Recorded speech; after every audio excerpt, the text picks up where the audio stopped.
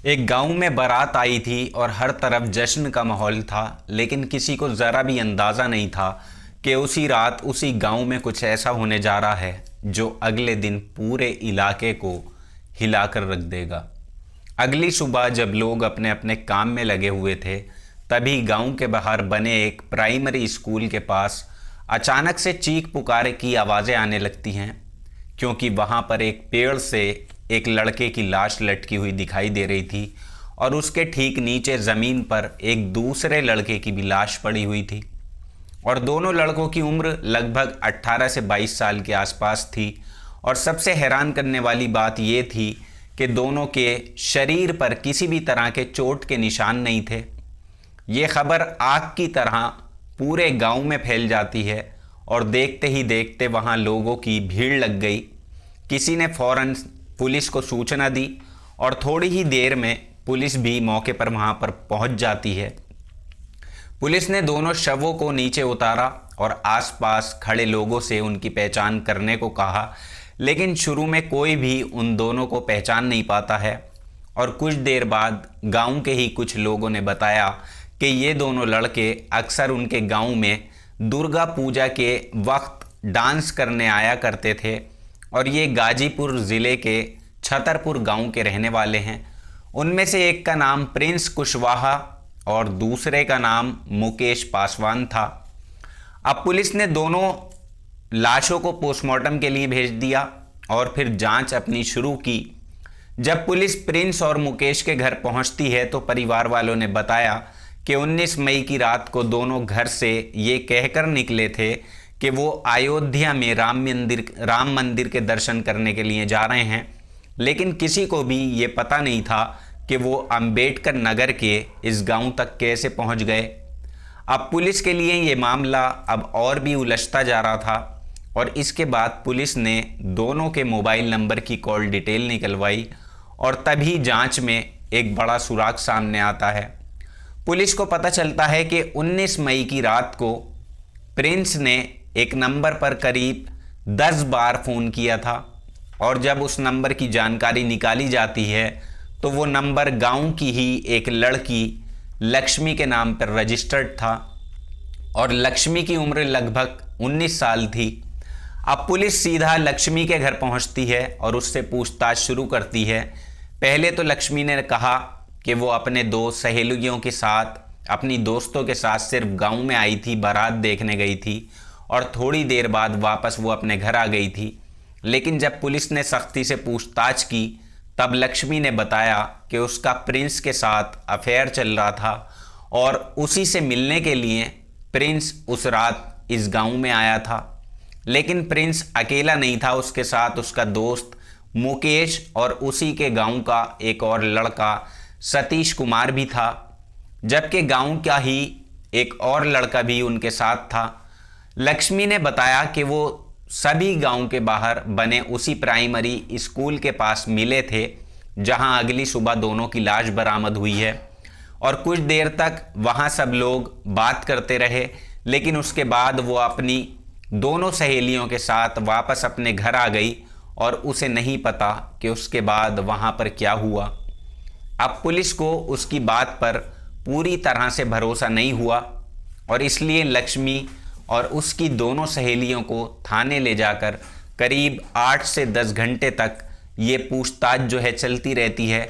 लेकिन तीनों का जवाब एक ही था कि जब वो वहाँ से निकली थी तब सभी लड़के ज़िंदा और ठीक थे और आखिरकार देर रात पुलिस ने तीनों लड़कियों को घर जाने दिया। लेकिन किसी को नहीं पता था कि अगले ही दिन इस केस में एक और चौंकाने वाला मोड़ आने वाला था और जो बहुत अजीब था। कहानी दोस्तों यहीं पर ख़त्म नहीं होती, असली झटका तो अभी लगना बाकी था।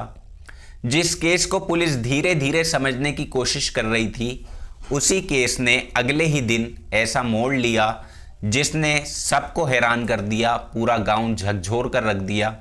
21 मई की रात को पुलिस ने लक्ष्मी और उसकी दोनों सहेलियों से लंबी पूछताछ की थी और करीब रात 1 बजे के आसपास तीनों को उनके घर पर छोड़ दिया गया था और सबको लगा कि अब जांच आगे बढ़ेगी और धीरे धीरे सच सामने आएगा।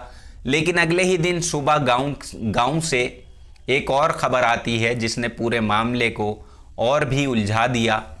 22 मई की सुबह लोगों ने देखा कि लक्ष्मी अपने ही घर के अंदर फंदे से लटकी हुई है। जी हाँ, लक्ष्मी ने अपनी भी जान दे दी थी। और जैसे ही ये खबर पुलिस तक पहुंचती है तो पुलिस फ़ौरन मौके पर पहुंचती है। और अब ये केस पहले से कहीं ज़्यादा पेचीदा हो चुका था, क्योंकि जिस लड़की से पुलिस को इस केस के बारे में सबसे ज़्यादा जानकारी मिलने की जो थी वो उम्मीद थी, वो इसी से थी। और अब वही इस दुनिया में नहीं रही। अब सवाल ये था कि आखिरकार लक्ष्मी ने ऐसा कदम क्यों उठाया था? क्या वो किसी डर में थी? क्या उसे किसी बात का पछतावा था? या फिर इसके पीछे कोई और ही राज छुपा हुआ था? इन सवालों के जवाब उस वक्त किसी के पास नहीं थे। इसके बाद पुलिस ने अपनी जांच का रुख बदल दिया और अब पुलिस सीधे उन लड़कियों तक पहुंचती है जो उस रात प्रिंस और मुकेश के साथ थे। पुलिस सबसे पहले प्रिंस के गांव गई और वहां से सतीश कुमार को गिरफ्तार किया जाता है, जो उस रात प्रिंस और मुकेश के साथ वहां पर मौजूद था। अब इसके बाद पुलिस फिर से उसी गांव पहुंचती है जहां ये घटना हुई थी और वहां के एक नाबालिग लड़के को भी हिरासत में ले लिया जाता है। जब पुलिस इन दोनों को थाने लेकर आती है और इनसे सख्ती से पूछताछ की जाती है तो आखिरकार सतीश कुमार टूट जाता है और उसने एक ऐसी सच्चाई कबूल की जिसने पूरे केस की तस्वीर ही बदल कर रख दी। सतीश ने बताया कि उस रात जब तीनों लड़कियां वहां से चली गईं तो उसके बाद इन चारों लड़कों के बीच किसी बात को लेकर झगड़ा शुरू होता है और बात इतनी बढ़ जाती है कि तीनों ने मिलकर पहले प्रिंस का गला दबाया और उसकी हत्या की। अब प्रिंस की मौत के बाद उन्होंने मुकेश को भी नहीं छोड़ा और उसका भी गला दबाया जाता है और मुकेश को भी मार डाला जाता है। लेकिन जब दोनों की मौत हो गई तो सतीश और गांव का वो नाबालिग लड़का डर जाते हैं। उन्हें लगता है कि अगर सच सामने आ गया तो वो बच नहीं पाएंगे, इसलिए उन्होंने इस पूरी घटना को आत्महत्या जैसा दिखाने की कोशिश की ताकि वो पुलिस को गुमराह कर सकें।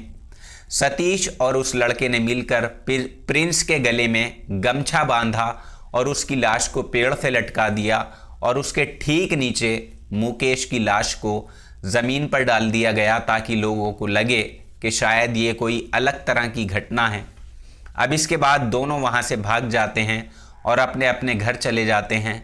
सतीश ने ये तो कबूल कर लिया कि उन्होंने प्रिंस और मुकेश की हत्या की है, लेकिन जब पुलिस ने उससे पूछा कि आखिर झगड़ा किस बात पर हुआ था और हत्या की असली वजह क्या थी, तो सतीश इस सवाल का साफ जवाब नहीं दे पाया। फिलहाल पुलिस ने सतीश और उस नाबालिग लड़के को भी गिरफ्तार करके जेल भेज दिया गया। हालांकि नाबालिग को बाल सुधार गृह में डाला, लेकिन इस केस की कई सवाल आज भी जो थे वो बाकी थे। सबसे बड़ा सवाल यही कि आखिर उस रात ऐसा क्या हुआ था कि बात सीधे हत्या तक पहुंच गई। और उससे भी बड़ा सवाल ये कि आखिरकार लक्ष्मी ने अपनी जान क्यों दी? क्या वजह थी? क्या वो किसी राज को छुपा रही थी या फिर उस पर किसी तरह का दबाव था? ये सब बातें अभी भी जांच का एक हिस्सा बनी हुई हैं। शायद आने वाले वक्त में पुलिस इस पूरे मामले की सच्चाई सबके सामने रखे, लेकिन फ़िलहाल ये केस एक ऐसे रहस्य की तरह है जिसने पूरे इलाके को सोचने पर मजबूर किया कि कभी कभी एक छोटी सी मुलाकात भी किसी तरह एक खौफनाक अंजाम तक पहुंच जाती है। इस घटना को लेकर आपकी क्या राय है, नीचे कमेंट बॉक्स में आप ज़रूर लिखिएगा और साथ ही इस चैनल को आप ज़रूर सब्सक्राइब करें। अपना नाम और अपने शहर का नाम नीचे कमेंट बॉक्स में लिखिएगा ताकि आने वाली वीडियो में आपके नाम लिए जा सकें। जल्दी ही मुलाकात होगी आपसे किसी नई सच्ची घटना में। तब तक अपना ख्याल रखिएगा, सुरक्षित रहिएगा। जय हिंद।